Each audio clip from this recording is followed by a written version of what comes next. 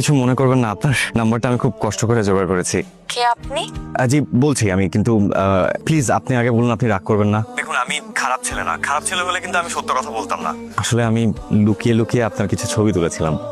সত্য বললো কাজটা আপনি ভালো করেননি। কে আপনি?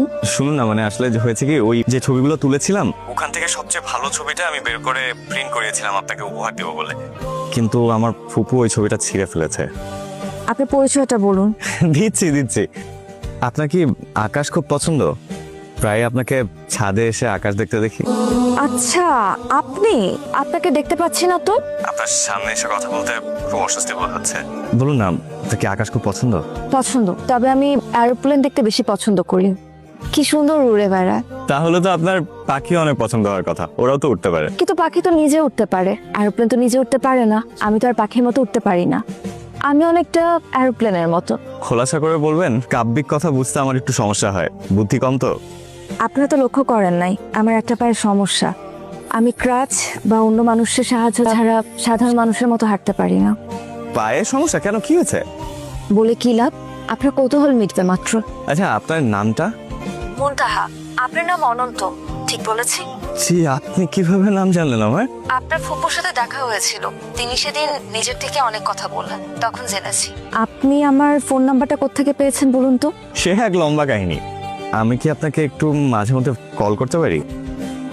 পারেন, তবে আমি ফোন তখনই রিসিভ করব যখন আমার ইচ্ছা করবে কথা বলতে। ঠিক আছে। হ্যালো। রাতটাকে কি ভয়ঙ্কর মনে হচ্ছে দেখুন, মনে হচ্ছে এক যুগ ব্যথা নিয়ে রাতটা তার জীবন পার করছে। আমার তো পুরো জীবনটাকে এক একটা রাত মনে হয়। তাহলে একবার ভেবে দেখুন কিভাবে পার করছি। এরকম একটা ভয়ঙ্কর অনুভূতির অনুভূত হয়ে আপনাকে একটা ভয়ঙ্কর কথা বলতে চাই, আপনি কিন্তু রাগ করতে পারবেন না।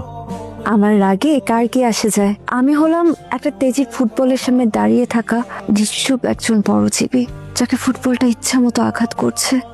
কিন্তু আমি চাইলে তীব্র ক্ষোভে দৌড়ে গিয়ে সে ফুটবলটাতে একটা লাথি বসাতে পারছি না। নিজেকে এত ছোট করে দেখতে নাই মুনতাহা। তা হয়তো ভাবতাম না, কিন্তু কি করব বলুন? আমার পারিপার্শ্বিকতায় যখন আমাকে ছোট করে দেখে, তখন আর নিজেকে বড় করে দেখে লাভ কি? তার চেয়ে বরং এক কাজ করুন, আপনার ভয়ঙ্কর কথাটা বলেই ফেলুন। বেশ কিছুদিন ধরে মনে হচ্ছে আমি আপনাকে ভালোবেসে ফেলেছি। দেখুন আপনি এখন জিজ্ঞেস করতে পারেন যে কেন, কোনো কারণ নেই। ভালোবাসতে নিশ্চয়ই কারণ লাগে না? অবশ্যই কারণ আছে, এর নাম হলো করুণা। আমার বাপায়ের সমস্যা, আমার দিকে লোকজন অন্যরকম দৃষ্টিতে তাকায়, যা দেখে আপনার করুণা হয়েছে। করুণার পরিবর্তে মায়াও তো হতে পারে। পৃথিবীর সব ভালোবাসার কেন্দ্রবিন্দু কিন্তু মায়া। আজ আর কথা না বলি, ঘরে লাইট জ্বালানো দেখলে মা এসে অশান্তি শুরু করবে।